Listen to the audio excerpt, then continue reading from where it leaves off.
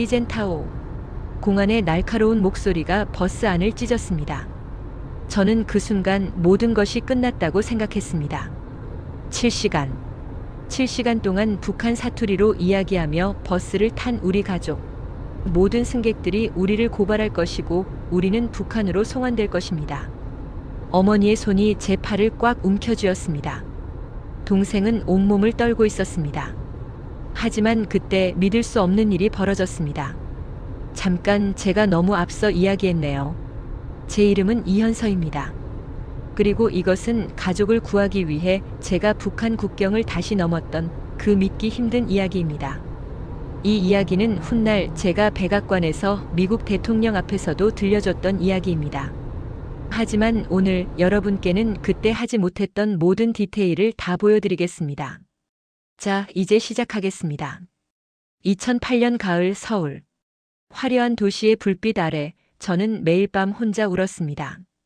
현서 씨, 오늘 회식하실 거죠? 아, 저는 먼저 가볼게요. 에이, 왜요? 재밌을 텐데. 다음에요. 죄송해요. 저는 매번 거짓말을 했습니다. 회식 자리가 두려워서요. 아니, 정확히는 그곳에서 느껴지는 외로움이 두려웠습니다. 탈북한 지 11년이 지났지만 저는 여전히 한국 사회에 적응하지 못하고 있었습니다. 언어부터 문제였습니다. 오늘 날씨 진짜 꿀이다. 그 영화 완전 레전드였어. 나 오늘 기분 완전 멘붕이야. 꿀? 레전드? 멘붕? 북한에서는 들어본 적도 없는 단어들이 한국 사람들의 입에서 쏟아져 나왔습니다. 같은 한국어라고는 하지만 저에게는 외국어나 다름없었습니다. 점심시간마다 동료들은 모여 앉아 웃고 떠들었습니다. 저는 그 모임에 끼고 싶었습니다. 하지만 끼면 끼는 대로 무슨 말을 해야 할지 몰라 입만 벙긋거렸습니다. 현서 씨 주말에 뭐 하셨어요? 아, 그냥 집에 있었어요. 맨날 집에만 있으시네.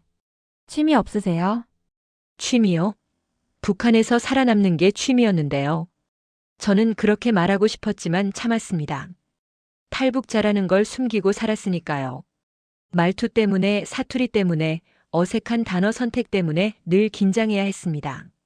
그날 밤도 마찬가지였습니다.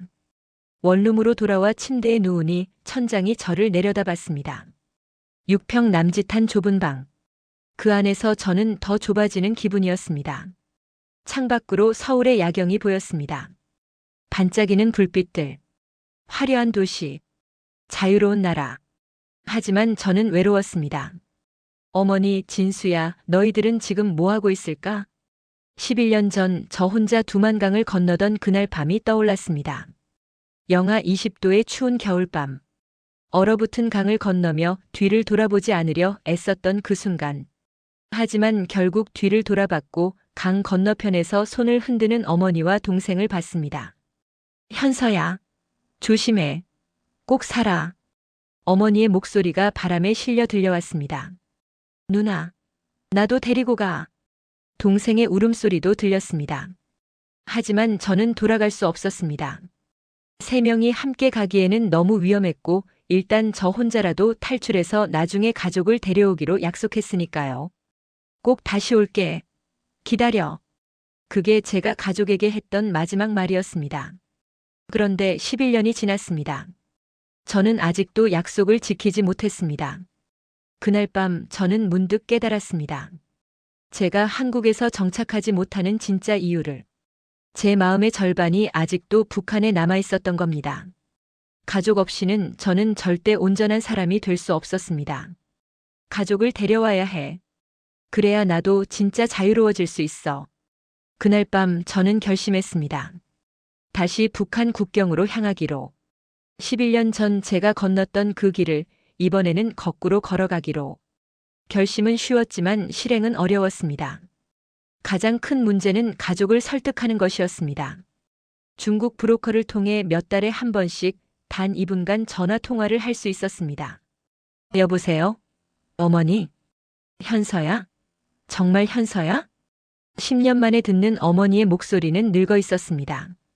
어머니, 저 한국에서 잘 살고 있어요. 어머니도 이리로 오세요. 제가 데리러 갈게요.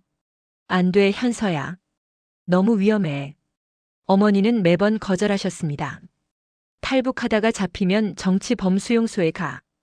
차라리 여기서 그냥 엄마는 여기서 죽어도 괜찮아. 내가 잘 살면 그걸로 됐어. 어머니, 저 혼자서는 의미가 없어요. 한국은 좋은 나라지만 가족이 없으면 외롭기만 해요.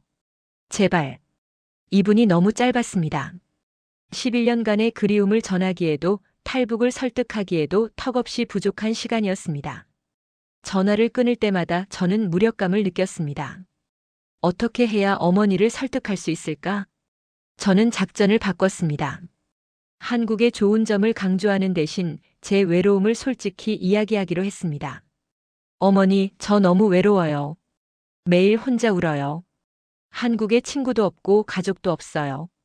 어머니가 없으니까 저는 여기서도 방황하고 있어요. 현서야, 제발 오세요. 저를 위해서라도. 우리 함께 살아요. 그래야 제가 진짜 살 수 있을 것 같아요. 그렇게 1년을 설득했습니다. 매번 전화할 때마다 같은 이야기를 반복했습니다. 포기하지 않았습니다. 그리고 드디어 2009년 여름. 알았다, 현서야. 어머니의 목소리가 들렸습니다. 엄마가 갈게. 진수도 데리고 갈게. 저는 전화기를 쥔 채 얼어붙었습니다. 정말요? 어머니, 정말 오시는 거예요? 그래. 우리 가족, 이제 함께 살자. 내가 그렇게 외로우면 엄마가 가야지. 전화기 너머로 어머니의 울음소리가 들렸습니다. 저도 울었습니다. 1년간 참았던 눈물이 터져 나왔습니다. 감사합니다, 어머니. 제가 꼭 안전하게 모셔올게요. 약속드릴게요.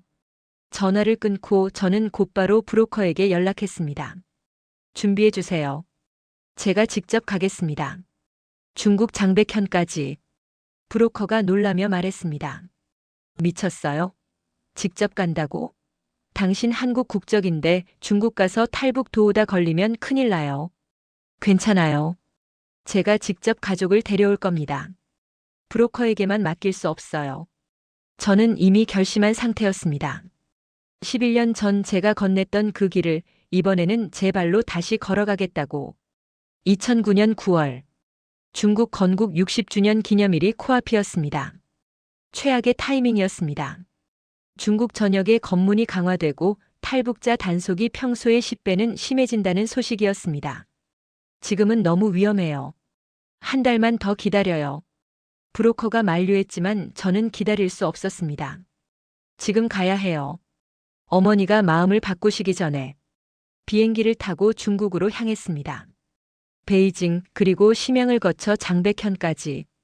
장백현은 북한 해산과 두만강을 사이에 두고 마주보고 있는 국경 도시입니다. 11년 전 제가 탈북했던 바로 그곳입니다. 버스에서 내려 강변으로 향하는 동안 제 심장은 미친 듯이 뛰었습니다. 두만강이 보였습니다. 강 건너편에 북한 땅이 보였습니다. 11년 전 그날 밤 저는 저강을 건넜습니다. 얼음장 같은 물에 몸을 담그고 죽을 힘을 다해 헤엄쳤습니다. 북한 경비병의 총소리가 들렸고 탐조등이 강을 비췄습니다. 하지만 저는 살았습니다. 그리고 지금 다시 이곳에 돌아왔습니다. 호텔에 짐을 풀고 저는 브로커와 함께 약속 장소로 향했습니다. 밤 11시. 어두운 강변 골목. 멀리서 두 사람의 그림자가 보였습니다. 저는 숨을 멈췄습니다. 저 사람들이 어머니와 동생인가? 가까이 다가갈수록 얼굴이 보이기 시작했습니다. 어머니였습니다. 동생이었습니다. 10년입니다. 10년 만에 보는 가족이었습니다. 어머니. 저는 울먹였습니다. 달려가서 껴안고 싶었습니다. 소리내어 울고 싶었습니다. 하지만 브로커가 저를 제지했습니다. 조용히. 중국 변방 부대가 곳곳에 있어. 감정 표현하면 안 돼. 저는 눈물을 삼켰습니다. 그리고 최대한 냉정한 표정으로 가족에게 다가갔습니다. 빨리 움직여요. 따라와요. 어머니는 저를 보며 눈물을 흘렸습니다. 하지만 아무 말도 하지 못했습니다. 동생은 저를 빤히 쳐다봤습니다. 10년 전 어린아이였던 동생은 이제 청년이 되어 있었습니다. 우리는 조용히 호텔로 향했습니다. 20분을 걸었을까요? 그 20분이 20시간처럼 길게 느껴졌습니다. 드디어 호텔 방에 도착했습니다. 문을 닫자마자 우리는 서로를 껴안았습니다. 현서야, 현서야. 어머니가 제 얼굴을 쓰다듬으며 울었습니다. 누나 진짜 누나야? 꿈 아니야? 동생도 울먹이며 물었습니다. 응, 진수야. 누나야. 진짜 누나. 우리는 그날 밤 거의 잠을 자지 못했습니다. 어머니의 주름은 10년 전보다 훨씬 깊어졌습니다. 머리카락은 반쯤 백발이 되었습니다. 손은 거칠어졌고 허리는 굽었습니다. 어머니 많이 힘드셨죠? 괜찮아. 이제 내가 데리러 왔으니까 이제 괜찮아. 동생은 키가 훌쩍 컸습니다. 10년 전 제 허리춤에 오던 동생이 이제 제 어깨를 넘었습니다. 누나, 나 매일 누나 생각했어. 한국 가면 누나 만날 수 있다고 그 생각으로 버텼어. 우리는 밤새 이야기를 나눴습니다. 10년간의 이야기를. 하지만 새벽 6시 알람이 울렸습니다. 현실로 돌아올 시간이었습니다. 자, 이제 출발해야 해요. 장백현에서 심양까지 가는 버스를 타야 합니다. 브로커가 우리에게 중국인 신분증을 건넸습니다. 이걸 가지고 있어요. 검문 받으면 조용히 이걸 보여주면 돼요. 그리고 절대 북한말 하지 마세요. 한마디라도 들키면 끝입니다. 어머니와 동생이 긴장한 표정으로 고개를 끄덕였습니다. 우리의 진짜 시련이 시작되는 순간이었습니다. 장백현에서 심양까지는 약 7시간 거리입니다. 2층 장거리 버스를 타고 이동해야 했습니다. 버스 정류장에 도착했을 때 저는 불안감을 떨칠 수 없었습니다. 주변에 군인들이 너무 많았습니다. 평소보다 3배는 많아 보였습니다. 건국 60주년 기념일 때문이었습니다. 어머니 진수야. 절대 말하지 마. 알았지? 응. 우리는 버스에 올라탔습니다. 2층 맨 뒷자리에 앉았습니다. 최대한 눈에 띄지 않으려고요. 버스가 출발했습니다. 제발 무사히 심양까지 가게 해주세요. 저는 속으로 기도했습니다. 하지만 제 기도는 채 5분도 가지 못했습니다. 끽. 갑자기 버스가 급정거했습니다. 저는 창밖을 봤습니다. 그리고 온몸이 얼어붙었습니다. 무장한 군인들이 버스를 둘러쌌습니다. AK-47 소총을 든 군인들. 적어도 15명. 그들이 버스를 포위하고 있었습니다. 안 돼, 안 돼. 어머니가 작은 소리로 중얼거렸습니다. 엄마 조용히. 저는 어머니의 손을 꼭 잡았습니다. 군인 한 명이 버스에 올라탔습니다. 그의 눈빛은 날카로웠습니다. 모두 신분증 준비하세요. 승객들이 웅성거렸습니다. 군인이 앞좌석부터 신분증을 검사하기 시작했습니다. 1명, 2명, 3명. 점점 우리 쪽으로 다가오고 있었습니다. 저는 동생을 봤습니다. 동생은 온몸을 떨고 있었습니다. 너무 떨려서 주변 승객들도 눈치챌 정도였습니다. 안 돼. 진정해, 진수야. 하지만 동생은 진정하지 못했습니다. 공포에 질린 얼굴이었습니다. 그때 군인의 시선이 동생에게 꽂혔습니다. 버스 안에서 유일한 20대 남성. 게다가 떨고 있는 모습. 당연히 의심받을 수밖에 없었습니다. 군인이 다가왔습니다. 저 남자. 신분증. 군인이 동생을 가리켰습니다. 동생의 손이 떨렸습니다. 신분증을 꺼내려는데 손이 너무 떨려서 주머니에서 제대로 꺼내지도 못했습니다. 신분증이 바닥에 떨어졌습니다. 아! 동생이 신음을 냈습니다.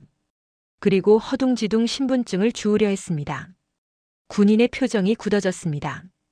끝났어. 이대로는 안 돼. 저는 순간적으로 판단했습니다.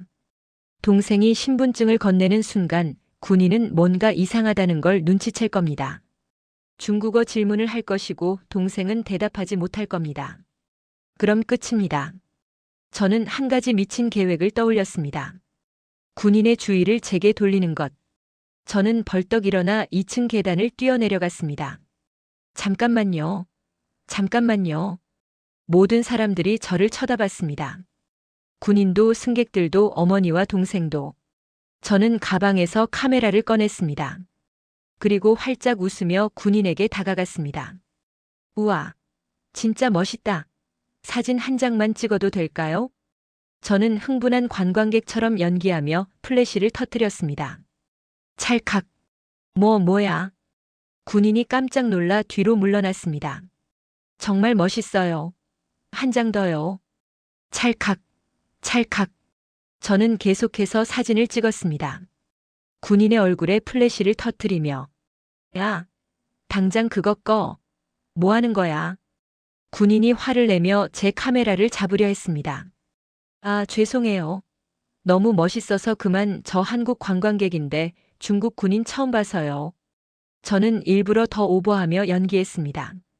사진 삭제할게요. 정말 죄송합니다. 저는 카메라 버튼을 눌러 사진을 삭제하는 신용을 했습니다. 주변에 다른 군인들도 다가왔습니다. 뭐야, 이 사람? 한국 관광객이래. 사진 찍는다고 난리야. 군인들이 웅성거렸습니다. 그리고 짜증스러운 표정을 지었습니다. 제 계획은 성공했습니다. 모든 군인들의 주의가 제게 집중되었고 동생은 잊혀졌습니다. 여기서 함부로 사진 찍으면 안 돼요. 알겠어요? 네. 죄송합니다. 군인이 손을 흔들며 말했습니다. 됐어. 버스 출발해. 버스가 다시 움직이기 시작했습니다. 저는 자리로 돌아갔습니다. 어머니가 제 손을 꼭 잡았습니다. 현서야, 고마워. 하지만 안심하기에는 너무 이릅니다. 진짜 시련은 지금부터였으니까요. 장백현에서 심양까지 7시간. 우리는 한마디도 할 수 없었습니다. 북한 사투리가 들키면 끝이니까요. 하지만 문제가 있었습니다. 7시간 동안 말을 안 하고 버틸 수가 없었던 겁니다.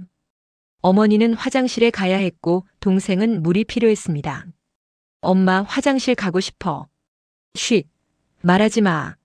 저는 작은 목소리로 속삭였습니다. 하지만 주변 승객들이 우리 대화를 들었습니다. 북한 사투리로. 저는 식은땀이 흘렀습니다. 들켰을까? 저 사람들이 우리가 북한말 쓰는 거 알아챘을까? 하지만 주변 승객들은 별다른 반응이 없었습니다. 그저 자기 일에만 집중할 뿐이었습니다. 7시간 후 우리는 무사히 심양에 도착했습니다. 휴, 살았어. 저는 안도의 한숨을 쉬었습니다. 하지만 기쁨도 잠시. 우리는 곧바로 베이징행 버스로 갈아타야 했습니다. 베이징까지는 8시간. 또다시 긴 여정이 시작되었습니다. 이번에는 조금 긴장을 풀었습니다. 첫 번째 위기를 넘겼으니 이제는 괜찮을 거라고 생각했습니다. 하지만 베이징 부근에 거의 도착했을 때 재앙이 찾아왔습니다. 버스가 한 휴게소에 정차했습니다. 그리고 갑자기 공안 중국 경찰 2명이 버스에 올라탔습니다. 모두 신분증 꺼내세요. 공안의 차가운 목소리. 또 검문이야. 저는 온몸이 긴장되었습니다. 하지만 이번은 달랐습니다. 단순히 신분증만 보는 게 아니었습니다. 공안이 신분증을 하나씩 확인하며 이름을 큰 소리로 호명하기 시작했습니다. 장멍. 네. 리쥔. 네. 왕샤오밍. 네. 공안은 신분증의 주인이 실제로 본인인지 확인하고 있었습니다.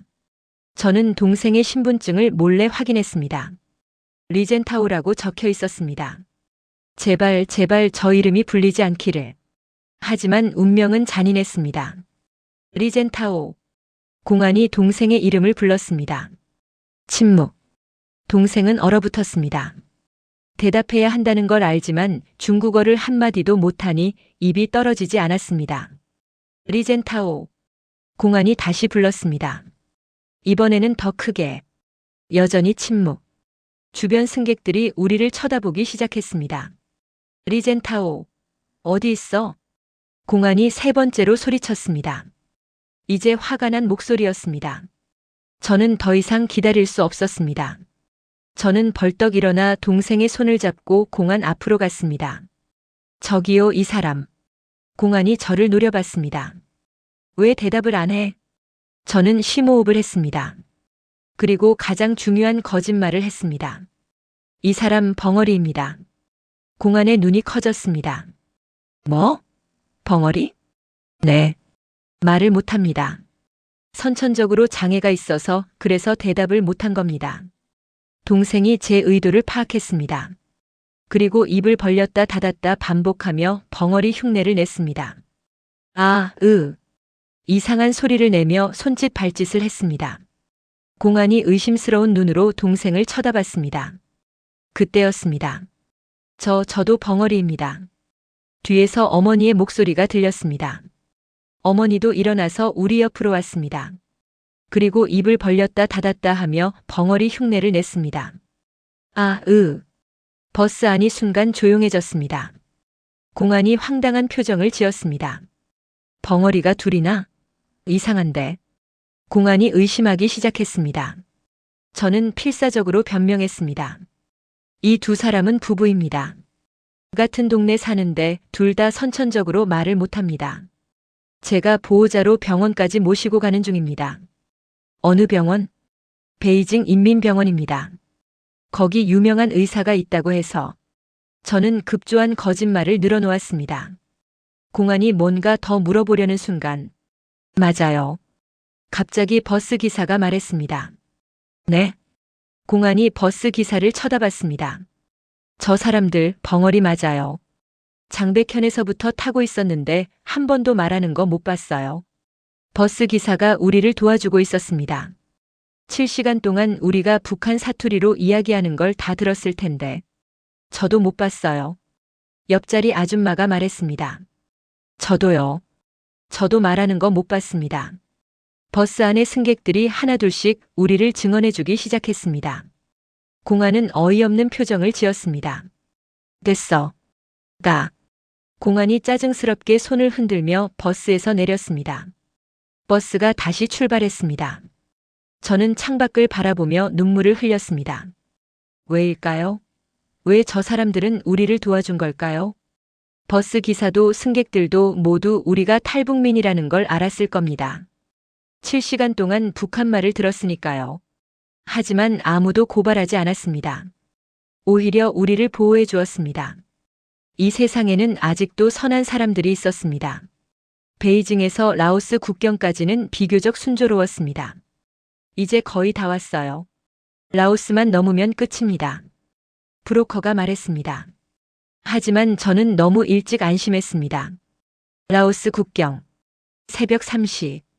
브로커가 우리를 산길로 안내했습니다. 저기 보이는 철조망이 국경선입니다. 저걸 넘으면 라오스입니다. 저는 여기까지만 갈 수 있어요. 철조망 넘으면 계속 직진해서 마을로 가세요. 거기서 택시 타고 비엔티안으로 가면 됩니다. 브로커가 떠났습니다. 우리는 철조망을 넘었습니다. 누나, 우리 해냈어. 동생이 기뻐하며 말했습니다. 하지만 제 불안감은 사라지지 않았습니다. 우리는 산을 내려가 마을의 검문소로 향했습니다. 합법적으로 입국 도장을 받자. 어차피 한국 대사관 가려면 필요해. 저는 그렇게 판단했습니다. 하지만 그것은 제 인생 최악의 판단이었습니다. 검문소에 들어서자마자 라오스 경찰이 우리를 둘러쌌습니다. 신분증. 저는 중국 신분증을 내밀었습니다. 경찰이 신분증을 보더니 비웃었습니다. 가짜야. 이거 다 가짜야. 탈북자들이다. 체포해. 우리는 순식간에 붙잡혔습니다. 안 돼. 안 돼. 어머니가 비명을 질렀습니다. 우리는 라오스의 국제 감옥으로 끌려갔습니다. 국제 감옥. 말 그대로 지옥이었습니다. 좁은 방에 20명이 갇혀 있었습니다. 화장실도 제대로 없고 하루 2끼 쌀밥만 주었습니다. 어머니와 동생은 각각 여자 감옥, 남자 감옥으로 분리되었습니다. 저는 한국 국적이 있어서 비교적 자유롭게 이민국을 드나들 수 있었습니다.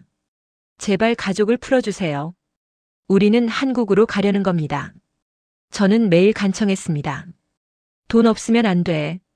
1인당 $1,000, 총 $3,000. 뇌물을 요구했습니다. 저는 가진 돈을 모두 꺼냈습니다. 하지만 $2,000밖에 없었습니다. 친구들한테 빌릴게요. 한국 친구들에게 전화했지만 아무도 빌려주지 않았습니다. 미안해, 현서야. 하나둘 거절당했습니다. 한 달이 지났습니다. 여전히 돈이 부족했습니다. 감옥에서 어머니와 동생은 점점 수척해졌습니다.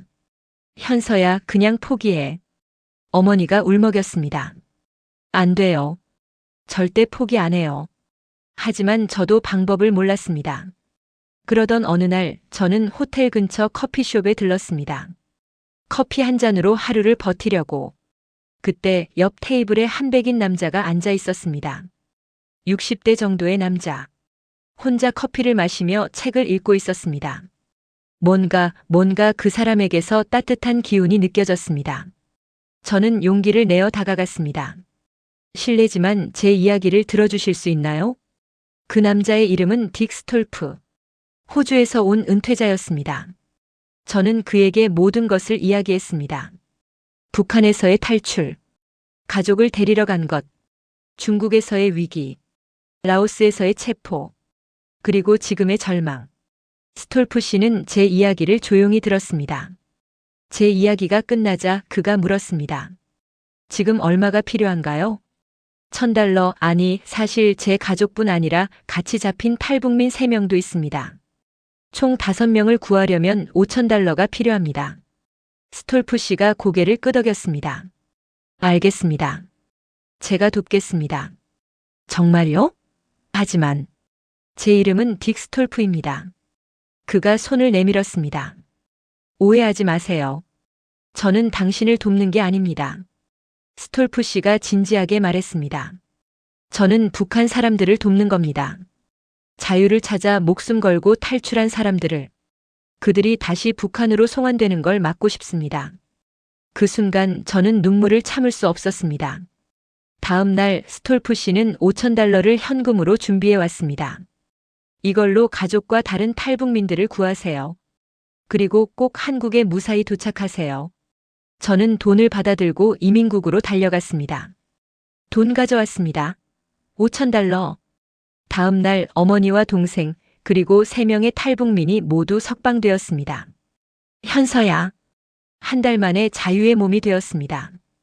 그날 저녁 우리는 스톨프 씨를 만났습니다. 5명 모두가 그 앞에 무릎을 꿇었습니다. 정말 감사합니다. 무릎 꿇지 마세요. 당신들은 자유인입니다. 일주일 후 우리는 한국행 비행기에 올랐습니다. 인천공항에 착륙했을 때 저는 가족과 함께 한국 땅을 밟았습니다. 11년 만에. 그로부터 몇 년이 흘렀습니다. 저는 영어를 공부했습니다. 스톨프 씨와의 만남이 준 교훈. 탈북자 문제를 국제사회에 알려야 한다는 사명감. 매일 몇 시간씩 영어를 공부했습니다. 그리고 마침내 2013년 TED 강연 기회가 왔습니다. 북한에서의 탈출과 가족 구출에 대해 이야기해 주실 수 있나요? 저는 수락했습니다. TED 무대. 수백 명의 청중 앞에서 저는 영어로 제 이야기를 했습니다. 그분은 저에게 이렇게 말했습니다. 나는 당신을 돕는 게 아니라 북한 사람들을 돕는 것이다. 그 한마디가 제 인생을 바꿨습니다. 우레와 같은 박수가 터졌습니다. 강연 영상은 수백만 명이 시청했습니다. 그리고 기적 같은 일이 일어났습니다. 현서, 이 이메일 좀 봐. 딕 스톨프로부터 이메일이 왔습니다. 당신의 TED 강연을 봤습니다. 정말 감동적이었습니다. 우리는 호주 방송에서 극적으로 재회했습니다. 스톨프 씨, 현서 잘 지냈나요? 카메라가 우리의 재회를 담았습니다. 그리고 2018년 더 놀라운 일이 일어났습니다. 백악관에서 초청장이 왔습니다. 이현서 씨, 도널드 트럼프 대통령이 당신을 만나고 싶어 합니다. 저는 믿을 수 없었습니다. 백악관, 미국 대통령. 2018년 2월. 저는 백악관 집무실에 서 있었습니다. 안녕하세요, 현서 씨. 만나서 반갑습니다. 도널드 트럼프 대통령이 악수를 청했습니다. 대통령님, 영광입니다. 당신의 이야기를 들었습니다. TED 강연도 봤고요. 정말 놀라운 용기입니다. 트럼프 대통령이 말했습니다. 북한에 대해 더 알고 싶습니다. 북한 사람들이 어떻게 살고 있는지, 그들에게 무엇이 필요한지. 저는 심호흡을 했습니다. 그리고 이야기하기 시작했습니다. 북한의 현실을, 굶주림을, 억압을, 공포를. 탈북민들의 고통을, 중국에서 잡히면 북한으로 송환되는 현실을, 그리고 북한으로 돌아가면 정치 범수용소로 가거나 공개 처형을 당한다는 것을 트럼프 대통령은 진지하게 들었습니다. 그래서 현서 씨는 가족을 직접 구출하러 간 거군요. 네, 대통령님. 제가 직접 가야만 했습니다. 가족 없이는 제가 진정으로 자유로울 수 없었으니까요. 그 여정이 얼마나 위험했습니까? 여러 번 죽을 뻔했습니다. 중국에서 검문에 걸렸을 때, 라오스에서 체포되었을 때, 하지만 기적적으로 살았습니다. 기적이요? 네. 사람들의 선함이 저희를 살렸습니다. 버스 기사, 승객들, 그리고 딕 스톨프라는 호주 은퇴자, 이분들이 없었다면 저희는 살 수 없었습니다. 트럼프 대통령이 고개를 끄덕였습니다. 현서 씨, 제가 북한을 위해 무엇을 할 수 있을까요? 저는 잠시 생각했습니다. 대통령님, 세계가 북한을 잊지 않게 해주세요. 북한에는 2,500만 명의 사람들이 갇혀 있습니다. 그들도 우리처럼 자유를 꿈꿉니다. 약속하겠습니다. 제가 김정은을 만나면 당신의 이야기를 꼭 전하겠습니다. 그리고 실제로 몇 달 후, 트럼프 대통령은 김정은과 만났습니다. 싱가포르에서, 그리고 하노이에서. 그 만남이 완전한 성공은 아니었지만 적어도 세계가 북한에 주목하게 만들었습니다. 저는 그 자리에 함께할 수 없었지만 제 이야기가 전달되었다는 것만으로도 의미가 있었습니다. 북한 문제는 단순히 정치의 문제가 아닙니다. 인권의 문제입니다. 자유의 문제입니다. 그리고 가장 중요한 것은 가족의 문제입니다. 지금 2025년, 저는 여전히 전 세계를 돌아다니며 강연하고 있습니다. 어머니와 동생은 한국에서 행복하게 살고 있습니다. 동생은 대학을 졸업했고 지금은 회사에 다니고 있습니다. 어머니는 작은 식당을 운영하고 계십니다. 가끔 저녁에 가족이 모이면 우리는 그때의 이야기를 합니다. 누나, 그때 카메라 들고 뛰어내려갔을 때 진짜 미쳤다고 생각했어. 나도 미쳤다고 생각했어. 우리는 웃습니다. 하지만 웃음 뒤에는 여전히 아픔이 있습니다. 북한에는 아직도 2,500만 명이 갇혀 있으니까요. 매일 수십 명의 탈북민들이 목숨을 걸고 국경을 넘습니다. 그들 중 많은 이들이 잡혀 돌아갑니다. 하지만 일부는 성공합니다. 그리고 그들이 성공할 수 있는 이유는 세상에 아직도 선한 사람들이 있기 때문입니다. 버스 기사처럼, 승객들처럼, 딕 스톨프처럼. 자유는 공짜가 아닙니다. 많은 사람들의 희생과 도움으로 얻어지는 것입니다. 저는 그 자유를 이제 다른 사람들과 나누고 있습니다. 강연을 통해, 책을 통해, 그리고 행동을 통해. 언젠가 북한의 모든 사람들이 자유를 누릴 수 있는 날이 오기를. 그날까지 저는 제 이야기를 계속 전하겠습니다. 국경을 넘은 사랑과 기적의 이야기를. 백악관에서도, TED 무대에서도, 그리고 여러분 앞에서도. 이것이 제 사명입니다. 이것이 제가 살아남은 이유입니다. 북한에 남겨진 2,500만 명의 사람들. 그들의 목소리가 되겠습니다. 그들의 희망이 되겠습니다. 그리고 언젠가 그들도 자유를 누릴 수 있는 그날까지 저는 멈추지 않겠습니다. 감사합니다.